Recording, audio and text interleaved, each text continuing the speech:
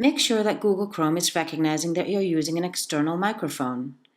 If your microphone is plugged in, but it sounds like your computer is not recognizing it as the main form of input, there are a few things we can check. First, from inside the voice bank, when looking at the Google Chrome address bar, make sure that you can see the camera icon. If we click on it, it should say, "Continue allowing VocaliD access to your microphone." This is good. We want that. This means that the sound issue is not because of Google Chrome.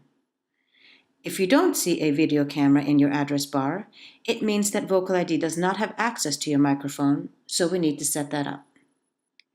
To show you how to do that, I'm going to disable the sound access now.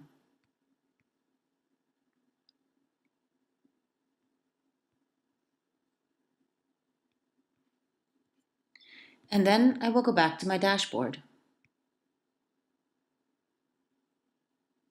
I'll re-enter the voice bank and begin the calibration process again. We'll click Next.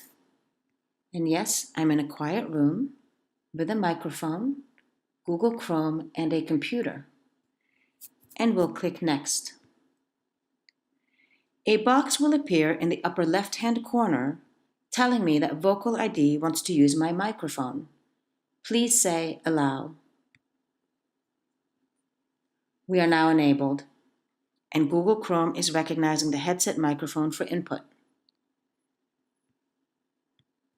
You can also go to Google Chrome Help, and they will guide you through the camera and microphone setup and address any sound issues that you may have for Windows and Mac.